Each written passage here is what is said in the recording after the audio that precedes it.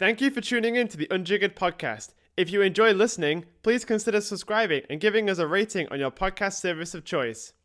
Also, don't forget to like and tag us on Instagram at unjiggered_media.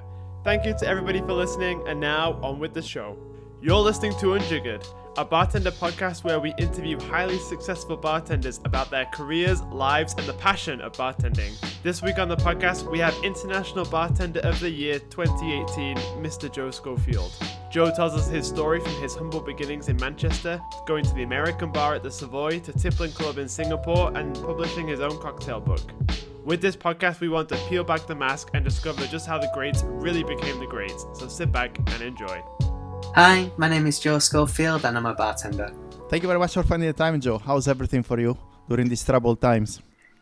Yeah, it is a very challenging time for our industry, but we're trying to see the positive. We're trying to, involve ourselves in certain things that we might not necessarily have time to do before.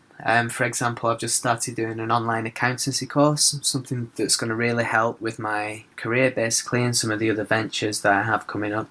Yeah, I think, a lot of us have, we work so much in this industry. We pull out so many hours weekly that having such a downtime, despite the fact that there are some challenges there for some of our colleagues, it is also a good opportunity for us to, as you said, pick up some new skills, right? Yeah, absolutely. I've been spending a lot of time cooking more.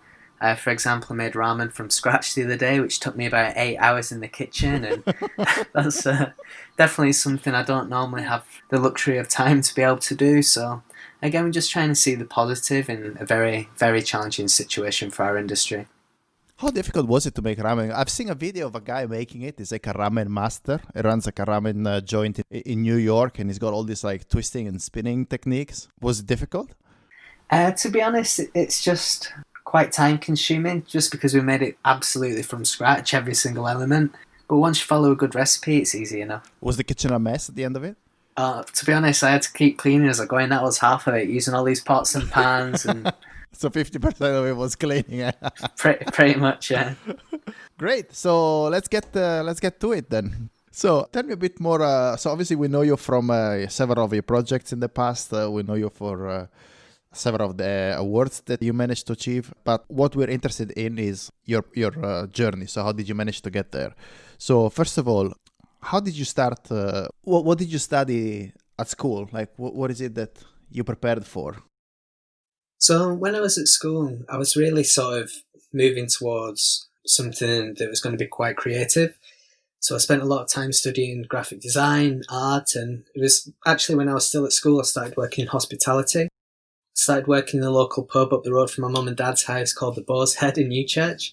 And it was a real local pub, you'd have the same people coming through every single night. And I think it was there I really started to learn the very basics of hospitality, like name usage, recognition. And then I continued my studies in sixth form, again, taken to graphic design with a means of going into perhaps something like graphic design or advertising. But I went over to Leeds Metropolitan University to study contemporary art, and that's when I realised how much I enjoyed working in hospitality and decided to pursue it as a career. Did you pick up a job while you were in Leeds at the university or not really? Yeah, I started working in a couple of nightclubs, Chili White.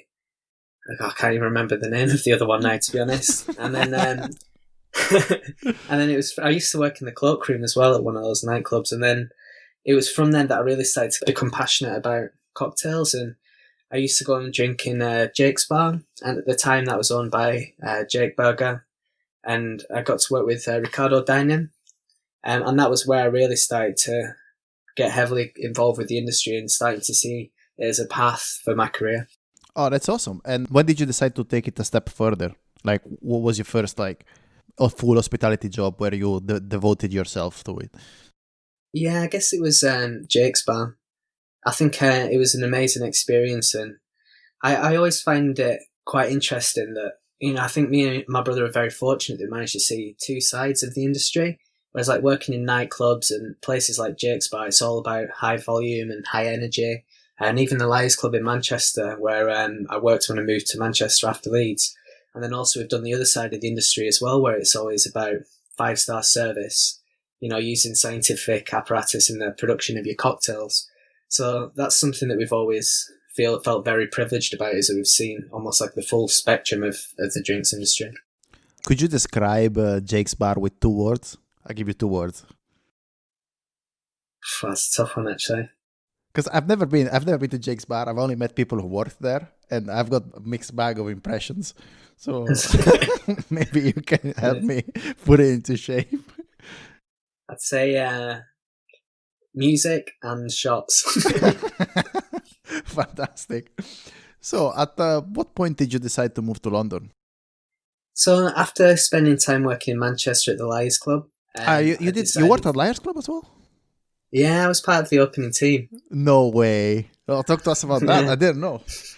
Yeah, that was good fun. So he's from Leeds. I moved over to Manchester to open that bar with, some amazing people, and it was an incredible experience, and it was by far the most busy bar I've ever worked in. Like, we used to have a queue when we opened from 5:00 in the evening until about 3:00 in the morning. People wanting to come in. Like, our par levels for citrus were crazy. It's like 60 litres of lime juice we needed and like 35 litres of lemon juice for like a Thursday night. So that was like the full 10-hour shift, was juicing everything from scratch. And I think that's where I really started to develop as a bartender. I was pushed quite hard by some of my other teammates, which I was very grateful for. And then it was from there that I wanted to almost tie in a bit of travel with career development. So I approached the Merivale group over in Sydney, and at the time they had a bar called Palmer & Co. It's in the world's 50 best bars, and I was fortunate to be able to start working with those guys over there. How was Palmer & Co.? It's a beautiful bar, eh? Yeah, it's stunning. How much time did you spend in Sydney? I could only do 6 months. There was this rule at the time, I'm pretty sure it's still there now, where if you're on a working holiday visa, you can only work for one employer for a 6-month period. So I did 6 months in Sydney, and then I moved down to Melbourne to work for the Rockpool Group. Okay. Have you thought about moving to Australia permanently, or was it you knew from the beginning that this was going to be a temporary experience for you? Yeah, I mean, it is an amazing country, especially for our industry. And like, the quality of life's great, but for me, I've always been quite close to my family, so I wanted to make sure that I was closer to them, basically. And like, Australia is just so far away from the UK. It's far away from everything. Yeah. But it's got an incredible bar scene, incredible restaurants, and I've managed to get back there a couple of months ago, which is great. Always great to get back. So, how did the clientele change from UK, from Manchester to Australia? The drinking culture is probably an ethos quite similar, but I think at the time, like Manchester, the clientele that I was used to be serving weren't, perhaps as educated as a lot of the Australian consumers. So, I mean, in Manchester, we used to make a variation on a zombie, not the same high ABV. But we used to make, 100 of those each night behind the bar at the Liars Club, going over to Australia where, people would be ordering old fashions and Negronis and martinis, espresso martinis. So I think perhaps they've just had a little bit more of an education from a cocktail side of things. At the time, I think Manchester's changed a lot since. And obviously it's complete different styles of bar, because Palmer & Co. is a very relaxed drinking environment, I guess, compared to Liars Club. Yeah, I mean, to be honest, Palmer & Co. used to get really busy as well. You used to have people coming to the bar ordering like rounds of 10 cocktails at a time. And I think when it opened, it was supposed to be, all table service, and they realised, how popular the venue was. They wanted to cater for everybody. So they opened up the doors for a standing area as well. So we used to make a lot of drinks in there as well. But what I noticed, having traveled to Australia, is that people really like to go to the bar and order. It's really a thing there, is it? It's so funny because sometimes you see these people, they order a round of 10 drinks and then they try to carry them to the table and they spill out on the floor. It's hilarious to watch. Cool. So at some point, obviously, your Australia experience finished and you wanted to come back to the UK. And how did you go about that? So where in the UK did you want to go? And to be honest, when I got back to the UK, I applied for a handful of jobs in the UK and overseas as well. And I think one of the great things about our industry is that it does open up opportunities for you to travel, as well as, developing your career. So at the time, I was working at the Zeta Townhouse, and I did almost coming up to a year there, I think. And again, I started to get itchy feet, and I had a one-way ticket, but after leaving to go down to Costa Rica, and I was going to go down there and travel around Central and South America for a little while and try and learn Spanish and progress that way and get a job in a bar. And then it was literally like the week before I left, I got a message from a mutual friend of mine and Declan's, who obviously we both know is the bar manager of the American bar at the Savoy, saying that he's put my name forward for a position that's come up. And for me, I've always loved those sort of legendary bars, and I used to go and drink at the Savoy when I was in London, and for me, I couldn't turn down that opportunity. So I went through the interview process. I think I had like 4 interviews, and then it was literally on the day before I was about to fly to Costa Rica with a one-way ticket, I get a phone call from the F&B director at the time telling me I've got a job. So I was like, oh, okay, maybe I should change those plans then. That's so cool. And yeah, so we flew back from Costa Rica, Panama, then I flew back from Los Angeles straight into London to start working the next day at the Savoy. And the first thing I remember Declan said to me pretty much on my first day was, you need to get your hair cut. Really? Day one? Yeah, day one, yeah. How was your hair? What did you have? Like, was it afro? It's probably not too far off what you were looking at at the moment. Right? It was just super long. I couldn't manage to get myself into a barber's. So, but tell us a bit about, how was your Costa Rica trip? Yeah, it was amazing. It was, I just spent a bit of time travelling around on my own for, I think I did like 3-4 weeks or something, travelling around the country. And what really attracted to me about the place was how sort of diverse the flora and fauna is. It was crazy, just like walking down the road and then you see these like animals come out of nowhere, like something that you've never seen before. There's so much like flowers, so much trees. It's an amazing place. Cool. So after you got a haircut, how did your career at the Savoy progress? Yeah, so when I was at the Savoy, my role was junior bartender. So I used to spend, like, as you know, because obviously we work together, but we used to spend 3-4 days a week in the American bar, 1 or 2 days a week in the Beaufort bar. And my role was essentially, I think my role was basically just to cover holes in the rota. So I'd be spending a lot of time split between doing the host role at both bars, a server role in both bars, and also bartender in both bars. And I think for me, it was actually a really challenging role, one that I'm very grateful for, and I think it certainly helped me a lot in my career. But I was basically trying to do 6 jobs as well, and if not better than anybody else for a promotion. So I found that quite challenging, but also very rewarding. So how long did you work there for? Almost 2 years. And did the promotion come? No, it didn't. It's because I think it's quite funny because the promotion was about to come and you were next in line. But then I guess you had different plans. Yeah, to be honest, I like to think that if I'd stayed a little bit longer, hopefully I would have had that opportunity. But again, at the time, I guess I just started to get itchy feet and wanting to explore a bit more of the world. And my wife and I decided to make the move over to Asia. And Mimi got offered an amazing role at Singapore. And for me, like, Singapore had such an incredible scene that was booming. I thought it'd be an amazing opportunity for me as well. But I think, honestly, having worked with you, I think that you have managed to take a position, the one that's splitting between the 2 bars, which is extremely challenging. And you managed to turn that to your advantage because you have basically managed to get the best of both experiences. I think it must have been extremely challenging, but, you really took advantage of the situation. Well done. Oh, thanks, man. And I think at the time it was, it was great because obviously I've got a chance to work with Eric and Chris, who both have very different ideals and styles and of how to approach making drinks and service. So I really had an opportunity to learn a lot from both of them, as well as learning from Anna and Declan as well. How did they change your perspective on drinks, Eric and Chris? If they changed it, or like I'm sure they gave you some inspiration for future development, right? Yeah, definitely. They're both like amazing at, creating drinks in their own way. Like Chris, for example, we all know is create the champagne pina colada, apples, like 2 incredible drinks, whereas Eric's styling is a lot more classic. I think that's really helped to shape the way that I approach making cocktails and drinks. You mentioned your wife. Where did you meet? We actually met at the Savoy, just when I started. Don't tell Declan or Anna. No worries, I won't. Forbidden to court guests, I believe.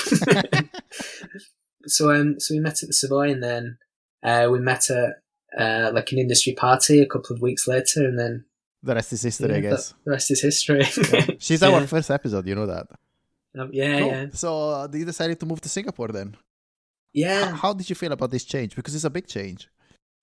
Definitely, and to be honest, that not even just culturally, but also in terms of my role and responsibility, it was a huge, drastic change. So I went from being a junior bartender at the Savoy to being a group bar manager of 5 outlets in Singapore. So there was a lot that I had to adapt to really quickly, whether that's changing or even basically developing a management style for that size of operation, understanding the corporate side of the business, how to be working with, multiple outlets, multiple teams, multiple cultures throughout the business as well. So, I mean, we only ever really spoke about Tippling Club as it was almost like the flagship or the jewel of the crown of the group. But there was 4 other concepts all extremely different as well. And being have to create and execute beverage programs for each one was, again, a rewarding challenge. So how was Tippling Club for you? Like, how did you find it when you get there? What opportunities have you identified as soon as you got there?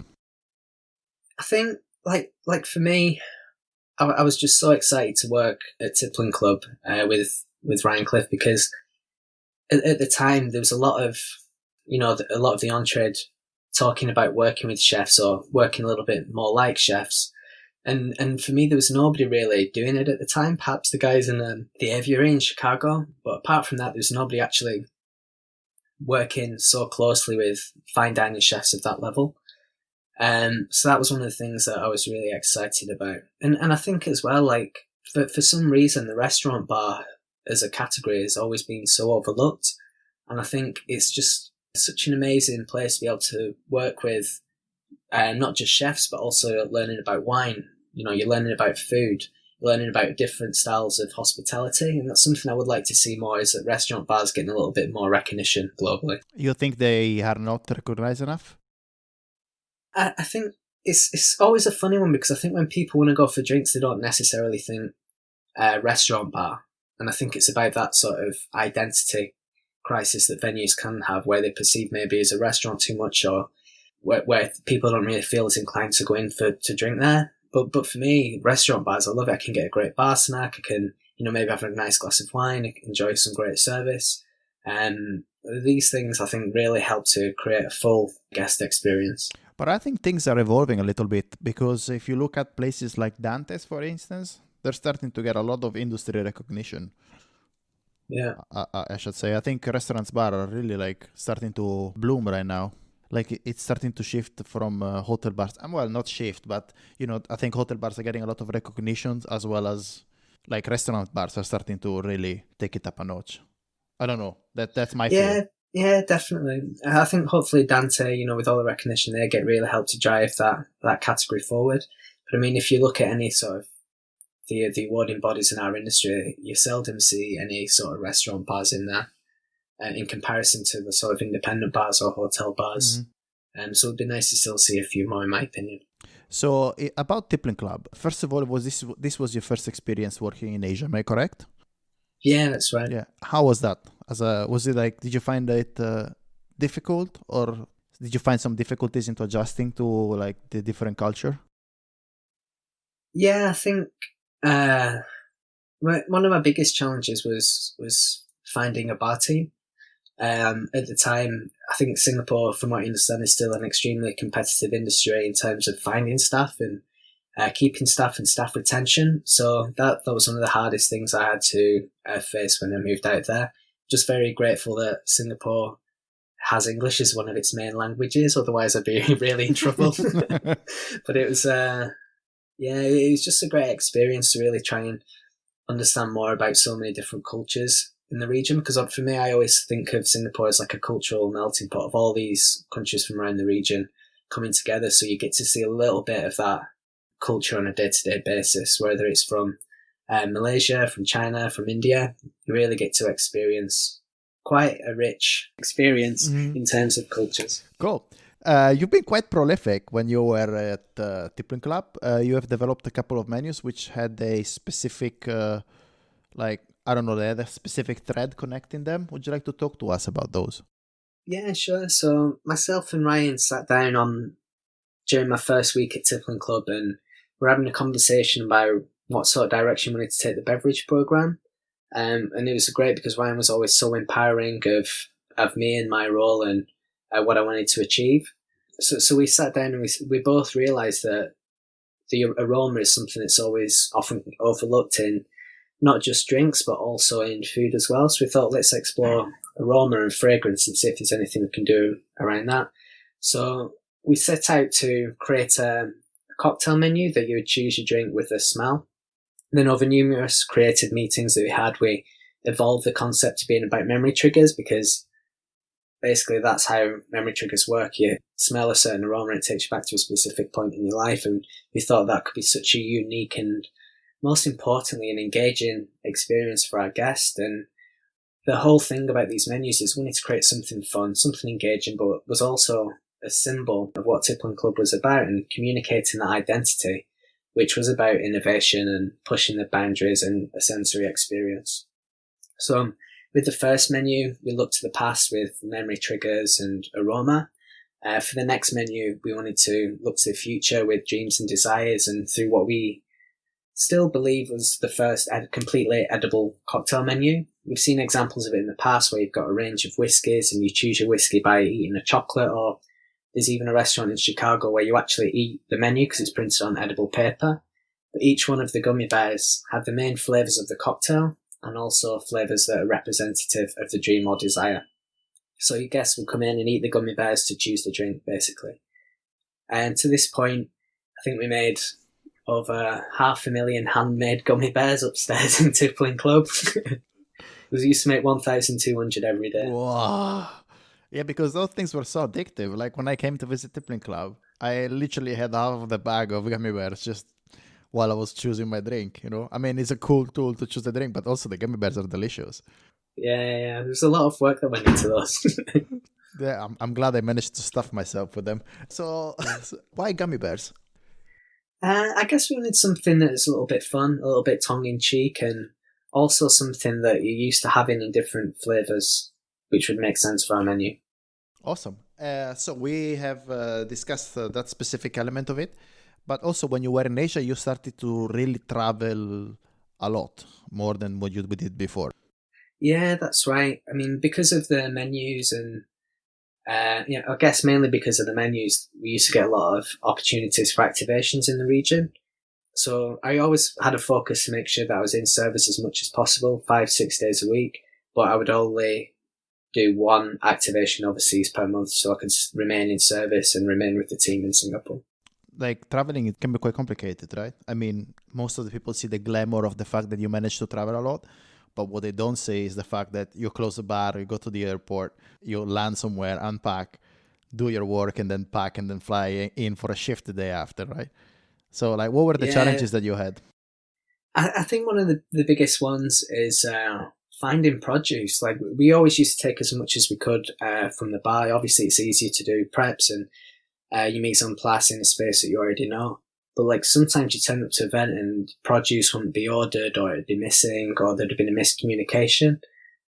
So I think the majority of events that you do, there's always things that go wrong, and it's just about finding solutions with them. So then in 2018, you were still at Tippling Club, or you left already? I left in June 2018.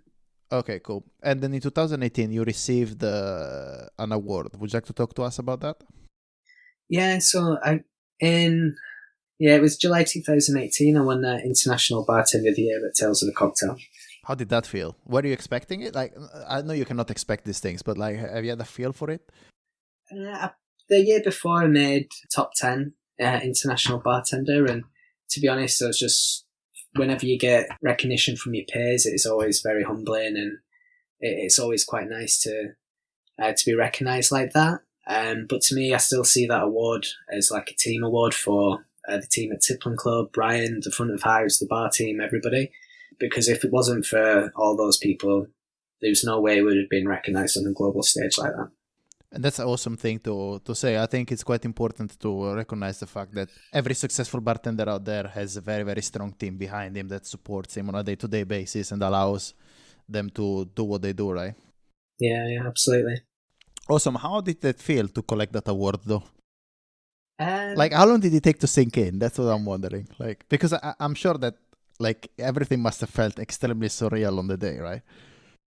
Yeah, definitely. And like looking back, it would probably taken a couple of days to sink in. And again, it's just about bringing the team in to be part of that recognition and that award. But like, it certainly helped with my sort of career and setting up my own ventures. Once you have some recognition like that, it makes things a lot easier. And so I'm very grateful for that experience. Cool. You obviously left the Tippling Club. What's your current relationship with them? So yeah, I left Tippling Club just before winning that award at Tails, and both myself and Ryan have had such an amazing working relationship that we'll need to continue that. So upon my departure, we've since set up our consultancy company called Sensorium. We take the name from the Sensorium menus that we created together, and we've got a handful of projects in the pipeline, and yeah, it's an exciting time for the business. Like this is a very creative industry and we all have a lot of ideas, but it's quite difficult to generate an idea and then activate that idea. So how do you manage to, not so much as coming up with the idea, but how do you activate it? So how does this process work for you?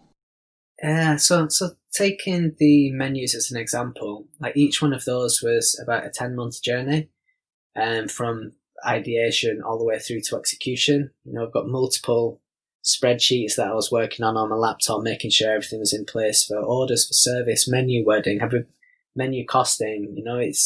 There's so many things that you don't really see back of house that go into those things. All the creative meetings, finding the right partners, samples, and then ultimately, I think what a lot of people don't realise is that the drink recipes and the drink ideas actually come last. It's about making sure everything else is in place, and then the recipes do come. Not just because I think that drink recipes are quite time sensitive, like trends change continually. If you want to keep doing something innovative, you have to almost leave it to the last point possible. But also just from an execution side, you need to make sure you've got everything back of house. Like, will these ideas even work for a service perspective? Will they generate more income from the business? Are they to a standard that we're proud to be serving at Tippling Club? So all these sort of questions and all these things all have to be dealt with beforehand. And I think it's quite important to remember the fact that bars are still businesses. So whenever you come up with a super cool idea, the fact of the matter is that at the end of the day, this idea has to generate revenue, right? If it's impossible for you to make those drinks that you have on the menu, then there's no point for you to have them there. Absolutely, yeah. And this was something that we always had to take into consideration as well, because we were a very small team. It was me, 3 full-time members of staff, and 1 part-timer, basically. So we had to, obviously make all the gummy bears, make all the garnish. All the garnish we had, we need to make sure it looked like it come out of the pastry kitchen, even though it was myself and the rest of the bar team making these garnishes. And we also needed to make sure that we could run an effective service, because there was only ever most likely me, another person with me on the bar, and 2 people on the bar floor. So that's 4 people for like a busy night, making all the drinks, polishing all of our own glasses, serving all the tables. So it was really about how efficient we can be with a space that was getting, very busy at the time, because of, not just because of the menu, but the bar was getting busier, more people were coming through and making more drinks. So we had to factor all these things into place to be able to make sure that we were doing justice to the Tippling Club brand. At what point did you decide to move from Singapore, and why? So it just felt like the right time, personally and professionally, to come back to Manchester. I felt that I've achieved what I set out to achieve in Singapore. From a professional and a personal side of things as well. And it just seemed that it was just the right time, because, I could continue my relationship working with Ryan. I could set up my own venture in Manchester. And plus I was having a lot of opportunity for work with brands and activations around the world, which was an incredible experience. So everything just fell into place quite nicely. Cool. But as we discussed, you still have an amazing relationship with Ryan, so that went very well from your side. Then you moved back to the UK. How did that feel after the Singapore experience? Yeah, I mean, I definitely miss Singapore a lot. But it was also quite nice getting back to the UK, spending a bit more time with my family, with my friends. Like I still spend a lot of time with my old school friends that I've known for about 20 years now. So it's been great really seeing those people a lot. And also it's great to get to know Manchester again. It's the home city. Me and Daniel were born just on the outskirts. And the city's adapted and evolved so much since I was working there that it's been almost like getting to know it from fresh again. So since I've known you, you always said to me that your goal was eventually to work with your brother on your own project. Would you like to talk to us about Daniel a little bit? Yeah, so my brother's Daniel Schofield. He's been in the industry now for almost 11 years, I believe. He spent some time working in some amazing bars all over the world, and yeah, now it's nice to be working on our own project together after 25 years of collectively working in the industry. So do you guys have similar ideas when it comes to drinks, or do you kind of complement each other because you have different approaches? I think we both come from very similar schools. We've worked in some venues in the past that have, had some of the same people working in them or working on the beverage program. So I think we're very aligned in that side of things, but we've also worked in some of the same venues like Jake's Bar or the Liars Club. So we've both got the same sort of foundations of what we think a hospitality experience should be. Fantastic. And you've worked together on the book, haven't you? Yeah, that's right. Schofield's Fine and Classic Cocktails. So what was the idea? Why did you decide to write a book? Because first of all, it must have been quite a project, right? Yeah, that was a long project, that one.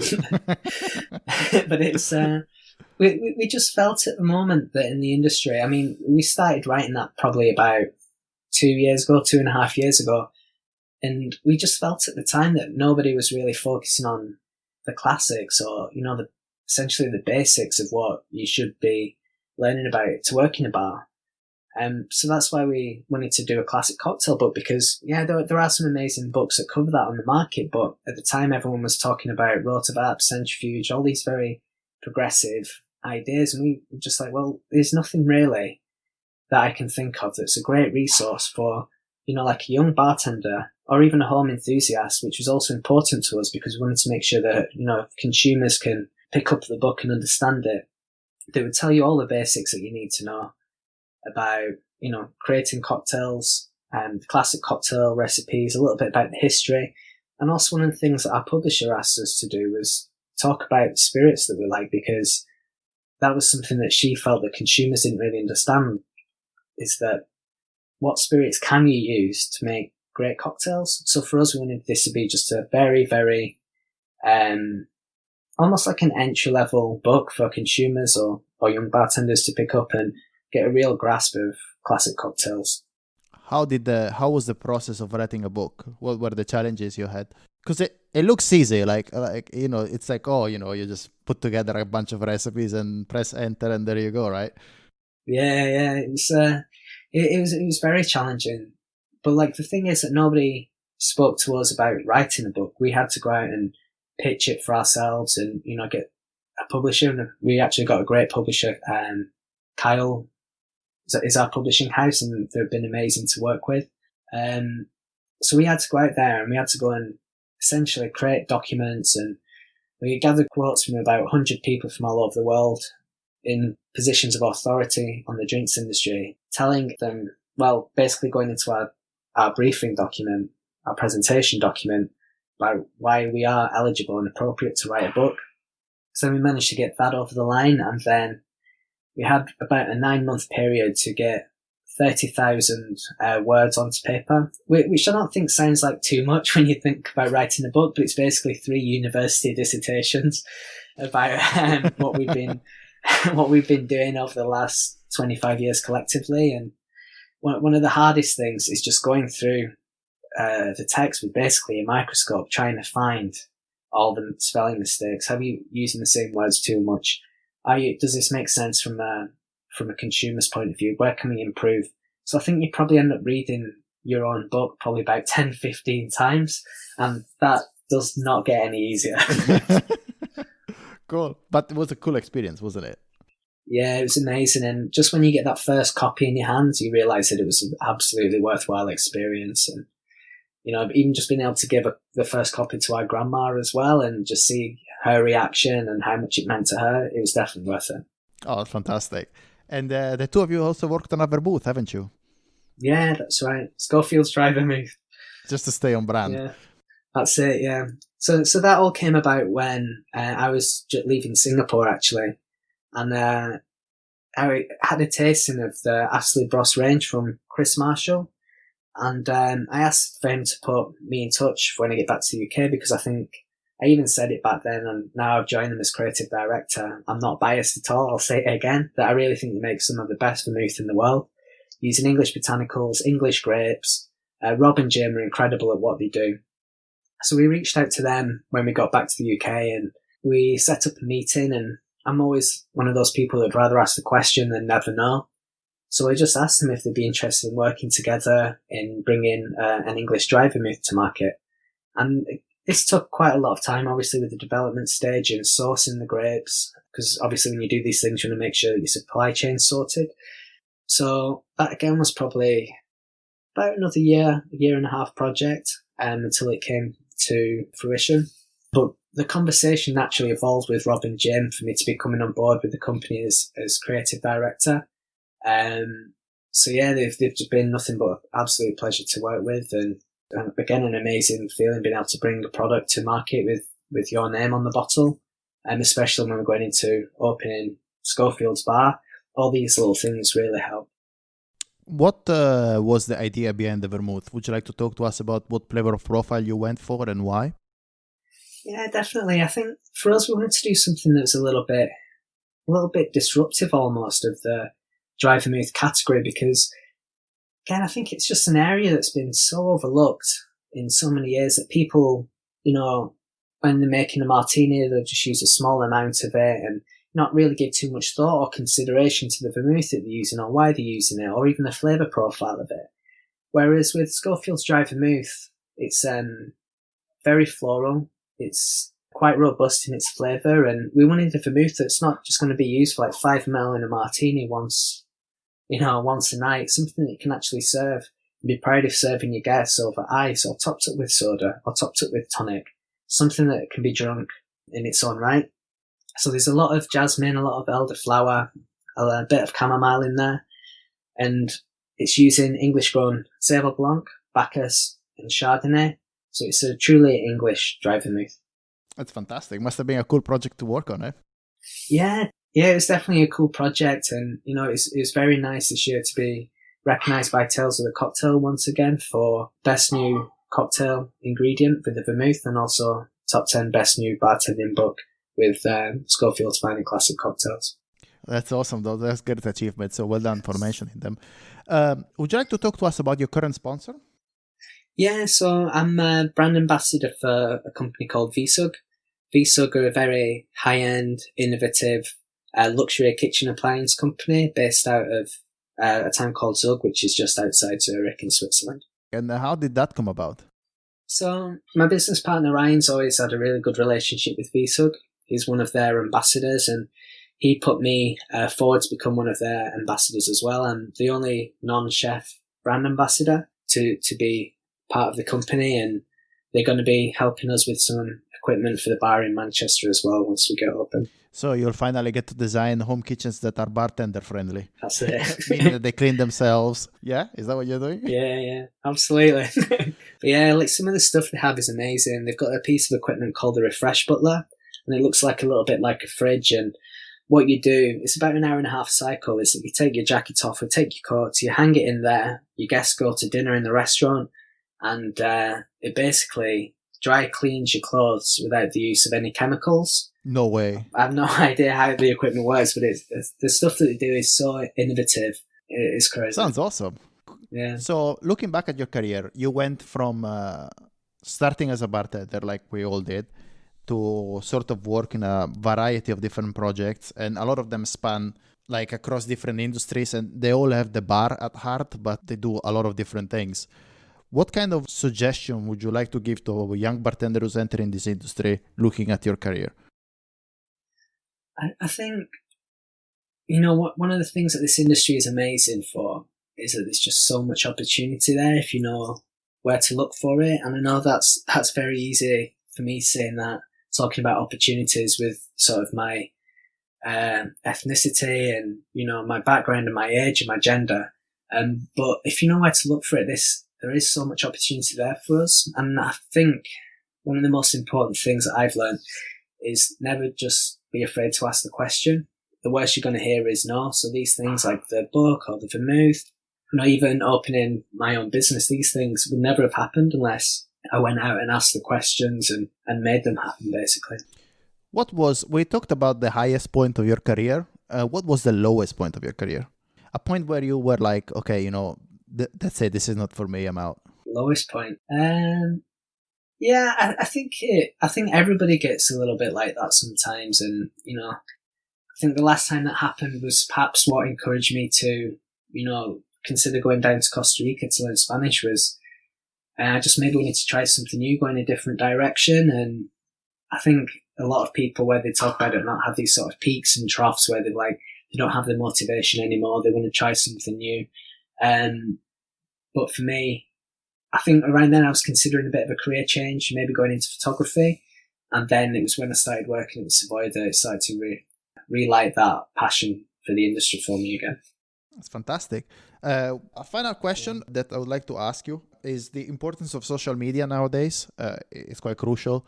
You have grown exponentially your social media from like 0 to hero. Like when I met you for the first time, you were going around with the Nokia 3310 saying that you don't want to have Facebook and you don't want to use social media at all. But now you're completely different. So what changed your mind, and how did you go about creating a social media persona like you did? I think it just became so clear that it was a very important tool for our industry. Not only because it helps create opportunities with you to work with brands or work on activations, which whether you know these brands are open about it and transparent about it or not is important to them. If you have got more followers and you've got more coverage for them, it's just one of those things that makes sense from a business decision. And that's when I started to really invest in social media. I think it's that thing. It's like people around the world who might never get opportunity to meet you or to try your drinks, but at least they can see what you're up to, what sort of thing you're doing, and it really helps to raise your profile. I was very lucky in Singapore when I started to get a lot of momentum behind myself on social media, is that we had a great PR team, and that's when my following started really gathering momentum. Awesome. And so what steps did you take to try to increase that? Was it just try to generate as much content as possible? Like good content, I mean. Yeah, good content. Like, I mean, whenever I'm posting on Instagram, it's normally about 3 things. It's about, you know, an experience, food or drink. And I think you have to understand who your following is. If it's bartenders, they want to see stuff about cocktails or drinks or other projects that are relatable. So I always try and post quite a lot about that. But I think it's also important to make sure that persona that you portray on social media is the same as the persona that you portray in real life. So I don't use any sort of words or phrasing or nothing that I wouldn't be comfortable saying in real life. Awesome. I think that covers it. So last question I asked to everyone. If you could choose your very last drink, what would that be? Pint of Guinness. Really? Why? I just love Guinness. I think it's got a lot of... I've got like a big connection to it. Like it's always been one of my favourite drinks whenever I've been meeting my brother or friends from around the world or even my friends from home. That more often than not will go first for a pint of Guinness somewhere like the Toucan in London or Mulligan's in Manchester. Cool, fantastic, Joe. It was awesome to talk to you. Thank you for your time. Cheers, Michele. Awesome. We hope you enjoyed our chat with Joe. We are Unjiggered_media on Instagram, and you can follow our personal accounts at mmadiotti89 for Michele, Alex J. Murphy for myself, and Adrian Bessa for Adrian. Thank you for listening.